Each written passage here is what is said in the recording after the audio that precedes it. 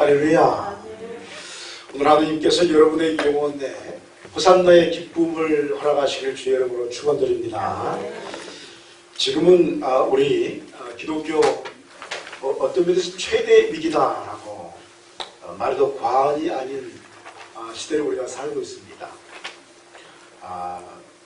이 코로나 바이러스로 인해서 예배를 드리지 못한 지 한 달이 넘었고, 어떤 교회는 정말 한 달 동안 예배를 못 드렸습니다. 영상으로만 드렸고, 또 제가 아는 어느 교회는 제가 전 말씀을 전해드렸는데 영상으로 드릴 수 있는 시스템이 안 되니까 어떤 분이 헌금하셔서 영상 시스템에 돈 많이 들어가거든요. 다 갖추어서 실시간으로 예배 드리려면 시스템이 굉장히 많이 필요합니다. 그래서 방송 시스템으로 해서 실시간 예배 드리는 교회들도 생기고, 여러 모양으로 우리가 이 어떻게 어려움을 극복할 것인가 고민하면서, 또 장로님과 목사님들이 전부 다 고민하면서 어떻게 하면 우리가 예배 드릴 것인가에 대한 그런 이제 연구들을 하는 그런 시기를 보내고 있습니다.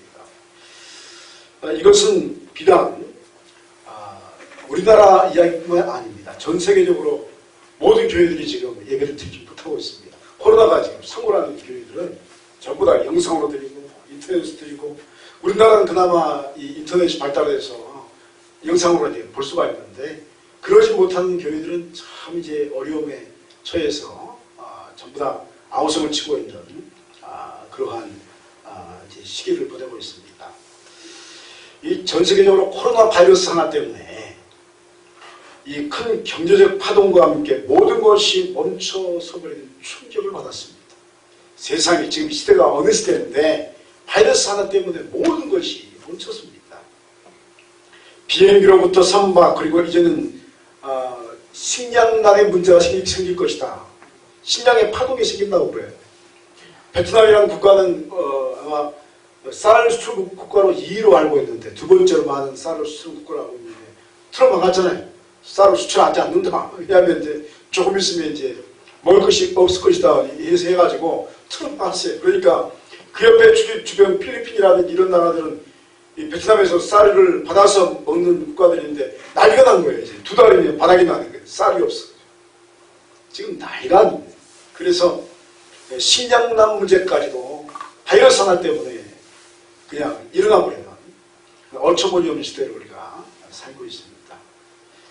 21세기를 살아가는 최첨단의 사회에 이런 일들이 일어난다는 것은 믿기지 않는 현상임에 틀림이 없습니다. 동시에 세계적으로 모든 교회가 예배를 드리지 못하고 영상으로 드리든 어떤 스마트폰으로 드리든 별의별 방법을 다 사용하면서 이 부분을 극복하려고 마만 노력하는 것을 보게 됩니다. 어느 교회는, 미국의 어느 교회는 보니까 성도들을 못 오게 하고, 제가 이제 그 기사 읽으면서 놀랬거든요. 이 자리에다 성도들 이름을 다 써놨어요. 이름을 써놓고 혼자서 예배 드리는 거예요. 못 드리니까. 그래서 이름을 써놓고 못 들어오게 하고, 혼자서, 목회자 혼자 예배 드리는 모습 보면서, 야, 이런 시대가 왔구나. 이런 시대가 왔구나. 그럼에도 불구하고, 여러분, 저희 교회처럼 주일 예배 드리는 교회가 복받은 줄 믿습니다. 이게 얼마나 큰 복입니까? 도시교회를 한동안 부러워했는데 이때만큼은 농촌교회가 복받은 줄 믿습니다. 우리 예배 드릴 수 있죠. 이런 혼란 속에서 우리가 한 가지 질문을 하게 됩니다. 그것은 만약에, 이건 이제 진짜 아니고 만약에 가정하는 건데, 공권력에 의해서 예수님을 믿으면, 교회 나가면 신앙도 주지 않고, 또 병원에도 갈 수 없고, 돈도 못 벌게 하겠다라고 공포하면 여러분 어떻게 하시겠습니까? 이게 우리의 하나의 질문입니다. 이건 이제 가정하에서 하는 질문입니다. 진짜 질문이 아니고 그럴 수도 있다. 만약에 예수 믿으면 직장에서 쫓겨나고, 먹을 것을 주지 않고, 또 감옥에 가야 하고, 그래도 예수 믿겠느냐라고 하면 여러분은 그래도 예수 믿으시겠습니까? 물론 이 질문 여러분 가정에 불과합니다. 그렇지 않습니다. 우리나라에서 그런 일이 일어나지 않을 줄 믿습니다. 우리는 자유주의 국가고 민주주의 국가이기 때문에 헌법이 보장했습니다. 그런데 성경에 가끔 어느 부분들을 보면 요한계시록이라든지 말세에 이야기하는 장들을 보면 이런 이야기들을 합니다. 예수 때문에 핍박받고 감옥에 갇히고 어려움 당한 것이다. 모든 것을 예수님 때문에 박탈을 당한다면 과연 말세에 믿음을 보일 자가 누구일까 질문한 것입니다. 오늘은 이런 질문을 해보면서 이 종려주의를 맞이한 여러분을 향하여 무엇 때문에 예수님을 믿는가에 대한 근본적인 질문을 드려봅니다. 사람들이 열광하기에 예수님을 믿는다면 그 사람의 신앙은 얼마 가지 않아서 시험에 들고 배교하게 될 겁니다. 그러나 열광 때문이 아닌 인격의 주님을 만나 뵙고 주님과 깊은 사랑의 관계를 가진 사람은 말세에 어떤 핍박과 환란이 와도 주님을 따르는 일을 포기하지 않을 줄 믿습니다. 어려울 때 친구가 진짜 친구라 하잖아요. 최근에 우리나라다 보니까 그렇게 투자를 많이 했던 그 베트남이 갑자기 우리 막 비행기를 막 돌려보내기도 하고 우리나라 사람들을 막 감옥에 군대에 막 집어넣어 병원에 집어넣어서 어려움에 당하게 하고 여권을 뺏는 사건이 있었어요. 얼마나 분노가 치밀어 오는지 모릅니다. 우리가 그렇게 투자하고 그 나라가 우리나라 때문에 지금 먹고 살거든요. 그런데 그렇게 하다가 지금 갑자기 또 보니까 자기 나라에 또 코로나가 시작되고 그 믿었던 일본이 지금 정신이 없으니까 갑자기 우리나라에 다시 원전을 요청했어요. 그런 일 바라보면서 드는 생각이 뭐냐면 어려울 때 진짜 친구가 친구다. 좋을 땐 친구가 많죠. 그러지 않습니까? 그런데 어려울 때 그 옆을 지켜주고 함께하는 사람이 진짜 친구인 줄 믿습니다. 예수 믿는 것도 마찬가지입니다. 지금 교회가 힘듭니다. 어려움에 처했습니다. 그런데 어려울 때 믿음을 지키는 사람이 진짜 그리스도인 줄 믿습니다. 여러분 이게 쭉정이 같은 그런 신앙 가진 사람 다 떨어져 나가는 겁니다. 어쩌면요. 많은 목사님들이 그런 말합니다. 요즘에 통화를 하다 보면 어쩌면 하나님이 지금 밭갈이 하시는지 몰라. 밭갈이 하시는지 모르겠어요. 믿음이 있느냐 없느냐 훅훅 불면서 밭갈이 하는 겁니다. 그런 말씀들을 참 많이들 하십니다.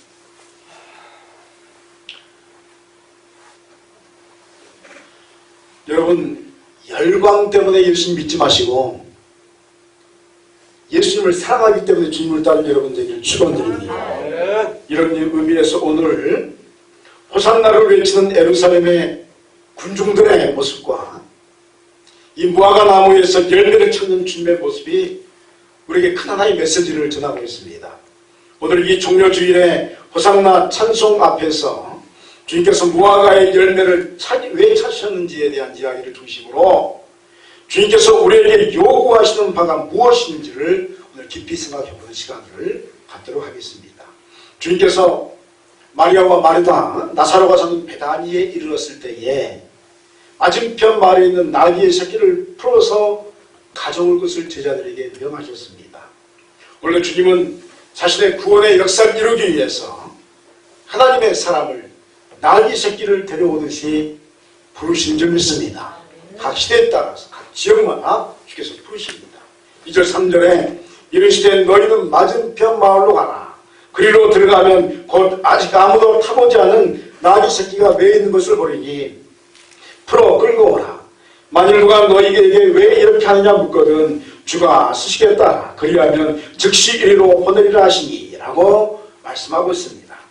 예수님께서는 이 땅에 평화의 왕으로 오셨기에 구약성서 특별히 스가랴 이 9장 9절의 말씀을 그대로 성취시키셔야만 했습니다. 나귀의 새끼를 타고 입성하시는 평화의 왕의 모습을 보이셔야만 했습니다. 그래서 이 땅의 모든 죄를 구원하시고 사하시고 또 구원을 베푸실 참된 왕으로서 예루살렘에 입성하셔야만 했습니다. 전쟁에서 승리하는 튼튼한 말을 타고 입성하는 그런 어떤 장군의 모습이 아닌 참된 평화를 이루기 위해서 가장 나약하고 연약한 또 나귀를 타고 입성하시는 메시아의 모습은 구약성서를 통해서 이토록 이스라엘 백성들이 기다리게 했던 참된 왕의 거룩한 입성의 모습이었습니다. 이 역사를 위해서 주님께서는 나귀 새끼를 제자들을 통해서 풀어오시게 하셨습니다. 그리고 왜 가져왔냐 하고 그 옆에 있는 사람들이 묻거든 그 주인을 향하여 주님께서 쓰시겠다라고 말하면 될 것이다. 그런 말씀하셨습니다. 사랑하는 성도 여러분, 우리는 항상 기억해야 하는 부분이 있습니다. 그것은 주님께서 쓰시기 위해서 나귀 새끼와 같은 연약하고 또 볼품없고 나약한 우리를 부르셨음을 믿으시길 바랍니다. 주님은 평화의 일성을 위해서 구원의 역사를 이루기 위해서 강한 힘과 능력을 지닌 튼튼한 말을 부르지 않으셨습니다. 여러분, 인간적인 생각으로 어떤 일을 하기 위해서 능력 있는 사람을 부르고 뭔가 볼품 있는 사람을 부르고 좋은 가문에 있는 사람을 부르는 것이 마땅한데 하나님은 그렇게 부르지 않으셨습니다. 그저 모든 사람들이 보기에 나약한 나귀와 같은 우리를 부르셨습니다. 대부분의 세상 사람들이 말합니다. 내 인생은 내 것이다. 그런데 주님께서 이기적인 나를 향하여 부르시면서 주께서 쓰시겠다. 이렇게 말씀합니다. 여러분 어떻게 해야 합니까? 주님께서 쓰실 것이기에 내 영혼에 나귀 새끼를 풀어서 주님 앞으로 데리고 가야 할 줄 믿습니다.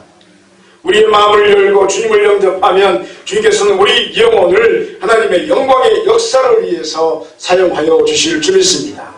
여기서 주님의 부르심을 받은 성도의 태도가 어떠해야 하는지를 나귀 새끼를 통해서 알 수가 있습니다. 여러분, 나귀 새끼는 자신의 등 뒤에 옷이 지장이 되었습니다. 제자들이 옷을 막 깔았습니다. 왜 깔았습니까? 안장 대신에 깐 겁니다. 예수님을 모시기 위해서 깔았습니다.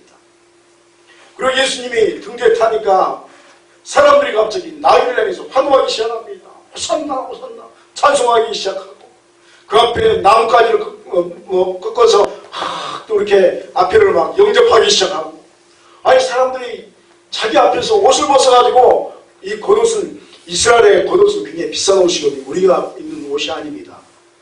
이 낮은 옷인데 밤에는 이불이 되는 거예요. 굉장히 비싼 옷인데 이 비싼 옷들을 다 비단으로 앞에 이렇게 융단처럼 막 깔기 시작합니다. 나귀가 얼마나 기분이 좋았을까. 야, 내가 잘나서 그러는구나. 야, 사람들이 나를 보고 환호하는구나. 얼마나 의기양양했을까요. 그래, 나 정도면 괜찮지. 자신의 모습을 보지 못하고 그렇게 자기 자신을 바라보면서 기뻐하기 시작합니다. 그런데 놀라운 것은 예수님께서 등에서 내리자 환호가 끝납니다. 열광이 끝나버립니다. 아무것도 남지 않습니다. 사람들이 그 누구도 나귀 새끼에 관심을 두지를 않습니다. 여러분, 무슨 의미일까요? 그것은 예수님께서 내 영혼에 함께 하실 때의 영광은 내 것이 아니다 하는 점입니다. 모든 영광과 환호와 칭찬은 주님의 것인 줄 믿습니다. 그러므로 주님 앞에서 우리는 더 겸손해야 할 줄 믿습니다. 영광의 찬송이 흘러넘치고 많은 사람들이 인정할 때일수록 여러분, 우리는 허리를 굽혀야 할 줄 믿습니다. 나 때문이 아닙니다. 사람들이 열광합니다. 좋아합니다. 나 때문이 아닙니다. 주님 때문에 열광하는 것입니다. 주님 때문에 좋아하는 것입니다. 많은 하나님의 사역자들이 이 부분에서 넘어집니다. 찬양을 하고 예배를 인도했더니 열광합니다. 수많은 사람들이 모여듭니다. 그래서 내가 잘난 줄 알고 어깨를 피고 그래, 내가 잘난 사람이야 했는데 그냥 무너집니다. 그냥 나 때문이 아니거든요. 예수님 때문에 영광한 줄 믿습니다. 내가 그 자리에 서 있는 것 자체가, 내가 그 자리를 지키는 것 자체가, 내가 거기서 예배하는 것 자체가 나 때문이야. 얜 주님 때문인 줄 믿습니다. 그렇다면 여러분, 호산나의 뜻은 무엇일까요? 지금 우리를 구원하소서. 한번 하겠습니다. 지금 우리를 구원하소서. 호산나가 뭐냐면 지금 우리를 구원하소서. 하나님이여, 지금 우리를 구원하소서. 이 찬양의 내용입니다. 주여, 나를 구원하소서. 우리를 구원하소서라고 외치는 호산나의 찬송은 사람들의 열정을 불타게 했습니다. 자신들을 구원할 메시아가 오셨다는 찬송은 이것의 참된 의미를 모른 채 다른 사람이 찬송하니까 따라하는 모습들을 보이기 시작합니다. 잘 생각해 보세요. 호산나 하니까요. 옆에 있던 사람이 자기도 모르고 호산나 하는 겁니다. 왜 하는지 모릅니다. 그런데 놀라운 것은 이 찬양의 역사는 하나님께서 일으키신 적이 있습니다. 교회에서 많은 사람들이 할렐루야 합니다. 하나님이 역사에서 할렐루야가 일어난 적이 있습니다. 근데 어떤 사람은 할렐루야 진짜 합니다 하는데 어떤 사람은 나도 모르게 할렐루야 하는 겁니다. 실제로 구절에 나귀 새끼를 예수께서 끌고 와서 자기들의 겉옷을 그 위에 앉아 놓음에 예수님께서 타시니 많은 사람들은 자신들의 겉옷을 또 다른 이들은 들에서 벤 나뭇가지를 길에 피우며 앞에서 가고 뒤에서 따르는 자들이 소리 지르되 호산나 찬송하리로다 주의 이름으로 오시는 이여 라고 말씀하고 있습니다. 호산나를 외치는 예루살렘 군중들의 찬송소리는 많은 이들에게 감동을 주었습니다. 이 모습에서 우리는 사람을 창조하신 하나님의 목적을 알게 됩니다. 왜 하나님께서 사람을 창조하셨습니까? 왜 하나님께서 저와 여러분을 예수 믿게 하셨습니까? 그것은 우리로 통해서 찬송과 영광 받기 위해서 지으시고 보이신 줄 믿습니다. 그래서 예배 드리는 것입니다. 하나님은 우리에게 찬송과 예배 받으시기에 합당한 분이신 줄 믿습니다. 인생은 찬송하는 존재가 되어야 합니다. 자연 만물을 바라보면서 그리고 말씀 앞에서와 예배의 자리를 통해서도 찬송하는 존재가 되어야 합니다. 그래서 인간은 종교적인 존재다라고 말들을 합니다. 왜냐하면 절대자 하나님을 향하여 찬송하고 예배하지 않으면 존재 가치가 없는 사람이기 때문입니다. 그런데 호산나, 다시 말해서 지금 우리를 구원하소서라고 외치는 군중들의 찬송의 소리에 한 가지 이상한 점이 발견됩니다. 그것은 분명히 찬송의 역사는 하나님께서 구약의 예언의 성취의 역사로 일으키신 역사라는 점입니다. 그래서 사람들은 왜 자신들이 호산나 하지도 모르고 호산나 하는 것입니다. 이게 이상한 겁니다. 그래서 한쪽 측면에서 하나님의 역사였습니다. 다른 측면에서는 군중심리로 표현될 수가 있습니다. 왜 찬송하는지도 모른 채 다른 사람이 찬송하고 열광하니까 본인도 열광하고 찬송하는 겁니다. 사랑하는 성도 여러분이요, 열광은 누구나 할 수가 있습니다. 잠깐의 열정은 누구나 될 수 있고 믿음이 있는 척, 하나님을 사랑하는 척, 신앙생활에 열심인 척, 하나님 앞에서 너무도 의로운 척 할 수가 있습니다. 그것은 한순간의 군중심리가 될 수 있고 잠깐의 기분으로 인한 열정의 바람이 될 수도 있는 것입니다. 그러나 이런 열광이 환란을 지나고 역경을 맞이할 때의 모습에 의해서 이 사람이 하나님의 사람인지 또 불신앙을 가진 사람인지가 확연하게 구별되는 것입니다. 많은 이들이 예수님을 호산나 하며 찬송합니다. 그런데 예수님께서 십자가를 지시자 다 등 돌려버립니다. 놀라운 모습 아닙니까? 호산나 할 때는 언제고 나중에 다 침을 뱉습니다. 십자가를 넘지 못한 이들에게 구원이 허락되지 않는 것입니다. 예를 들어서 요즘 기독교가 상당히 공격을 받습니다.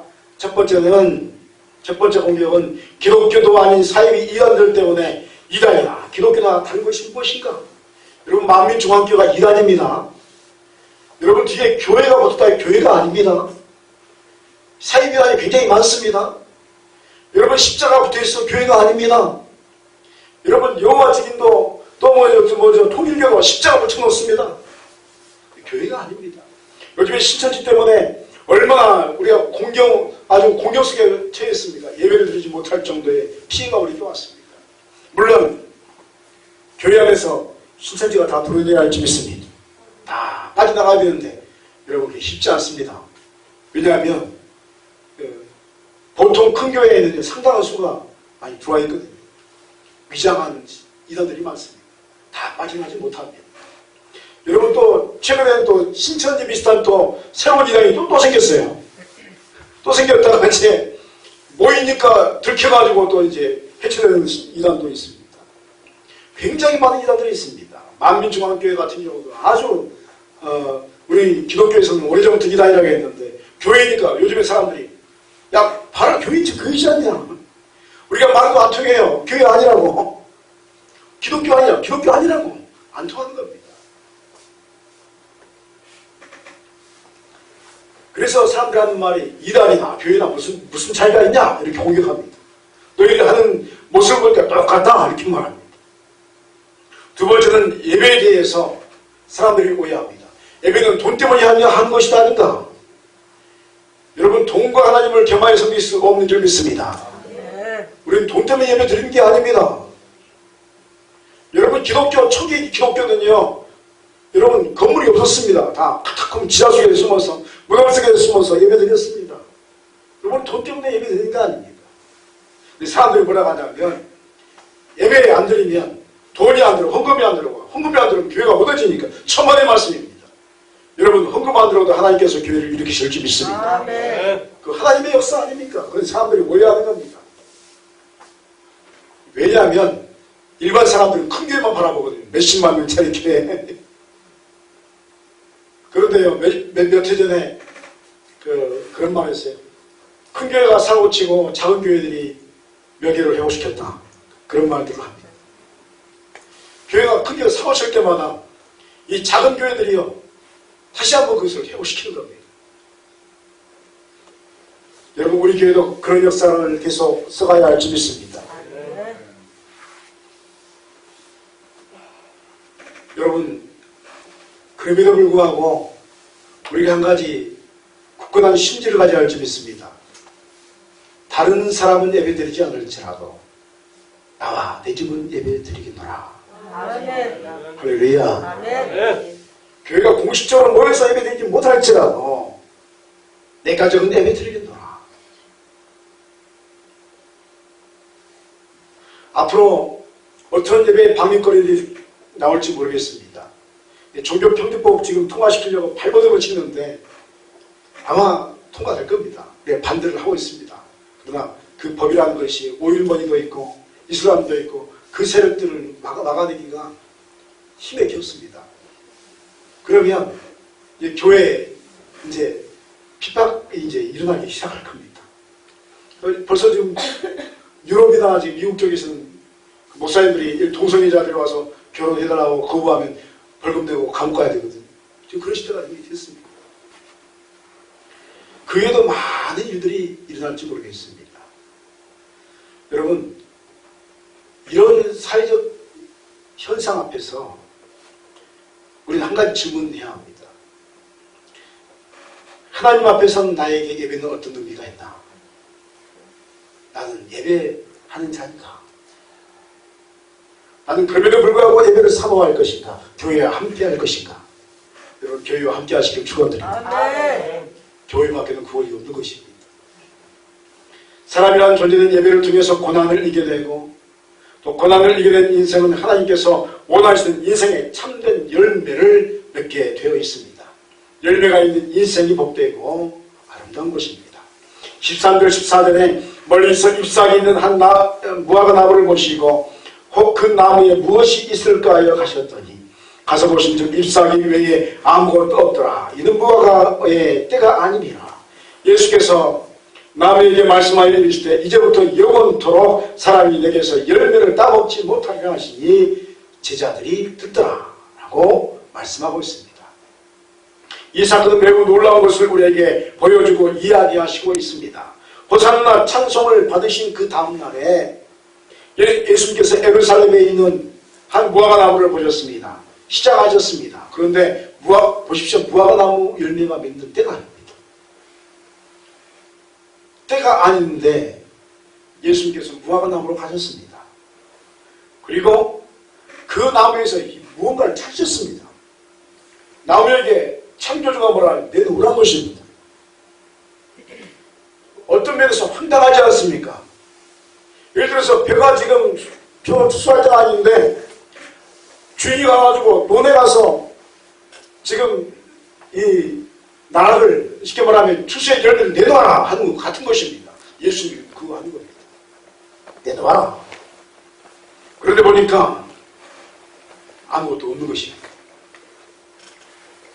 그래서 예수님께서 그 나무를 향해 조조하였습니다. 넌 다시 이 시간 이후로 다시는 열매를 맺지 못할 것이다. 그랬더니 그 다음날 말라 비틀어 죽었습니다.